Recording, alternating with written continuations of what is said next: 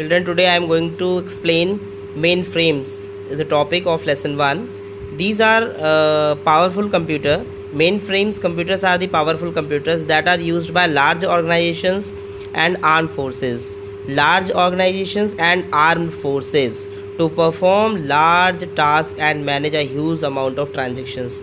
मतलब main frame computers जो होते हैं ये इतने पावरफुल कंप्यूटर्स होते हैं कि इनको बड़े बड़े ऑर्गेनाइजेशंस, बड़ी बड़ी कंपनीज और जो आर्म फोर्सेस हैं, डिफेंस वर्क है, उसमें इनको लार्ज टास्क के लिए और ह्यूज अमाउंट ऑफ इन्फॉर्मेशन को एंड ट्रांजेक्शन्स को मैनेज करने के लिए यूज़ किया जाता है.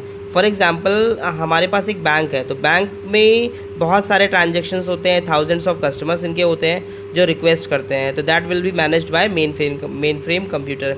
This is because bank want to ensure that all the users can access their account without failure. सारे जितने भी यूज़र्स हैं वो अपने अकाउंट्स को बिना किसी फेलियर के एक्सेस कर सकें. So mainframe are use for a large amount of transactions and reliability of operators to handle these transactions. Mainframes are used by large organizations, airlines and banks. So mainframe computers basically are used in large organizations, airlines, on airports and in banks also. Some of the examples of mainframe are IBM Z series, IBM 4381, NEC 610 and PDP 10. Next our topic is supercomputers. Supercomputers are used for complex data and high speed of operations perform by process this data. That means super computer हम लोग आज की date में use कर रहे हैं complex data के लिए and high speed of operations के लिए. These are powerful computers that are use by scientific organization to perform complex task and manage a huge amount of data. For example, the meteorological department of India, the department that predicts weather pattern in the country, uses supercomputer to analyze the predict weather. ठीक है, जो मौसम की जानकारी हमको मिल जाती है कि आज का कितना ह्यूमिडिटी है, कितना हॉट है, कितना समर है, कितना रेनी है, तो इस टाइप की जो इन्फॉर्मेशन हमें मिलती है ये सुपर कंप्यूटर की फॉरकास्टिंग के थ्रू मिलती है. Super computers can process trillions of instructions per second. एक सेकेंड में ट्रिलियंस ऑफ इंफॉर्मेशन को प्रोसेस करता है. Large organization and government organization like research centres, satellite control department use super computer. जितने भी रिसर्च सेंटर्स होते हैं, सैटेलाइट कंट्रोल डिपार्टमेंट्स होते हैं, वो सारे सुपर कंप्यूटर्स को यूज़ करते हैं. Examples of super computer are Cray 1, Cray 2, Param, IBM, Sequoia and Fujitsu's K computer. These are the examples of supercomputer. Param is the first series of supercomputer developed in India by CDAC Pune. Param 8000 is considered to be the first supercomputer of the series.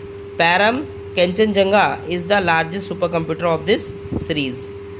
Next topic is programming language. A programming language is a formal language designed to communicate instructions to a computer. Computer को instruction देने के लिए एक language design की गई है जिसे हम लोग प्रोग्रामिंग लैंग्वेज कहते हैं.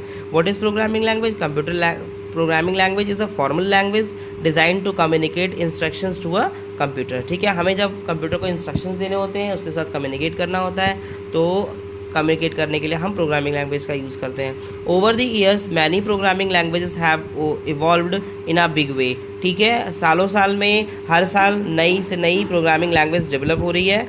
Let us discuss the various generation of programming language. Number 1, first generation programming languages 1GLS, first generation language.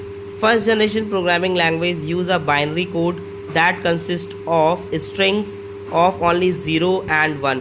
जो फर्स्ट जनरेशन कंप्यूटर है वो बाइनरी कोड को समझती है.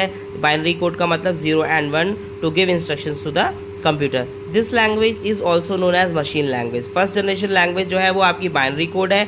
Binary code means 0 and 1, that is also known as machine language और low level language. A computer directly understand machine language but programs find it very difficult to write programs this language or find errors in program written using the machine language.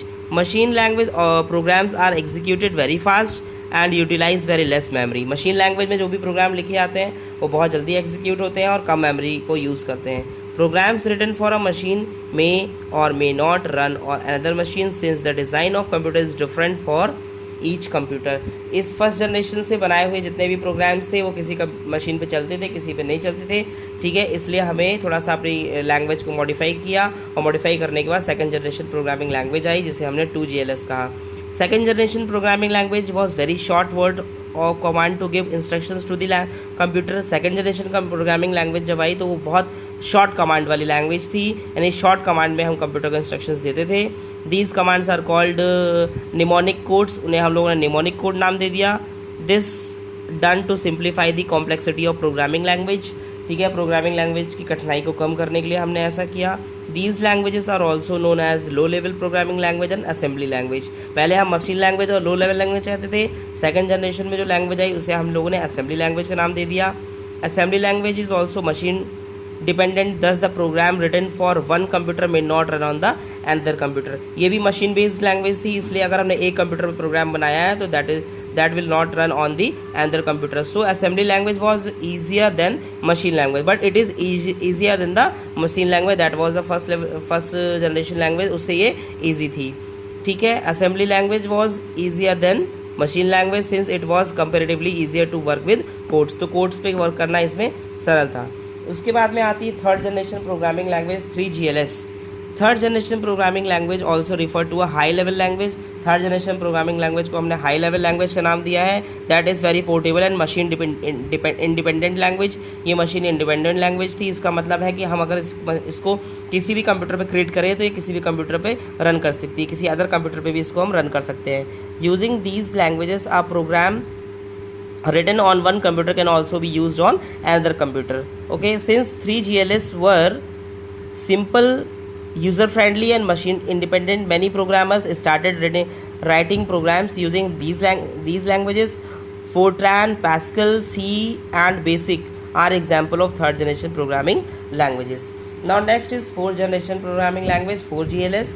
Fourth generation programming language are more advanced than the traditional high level programming languages because they use commands which are more like short English phrases.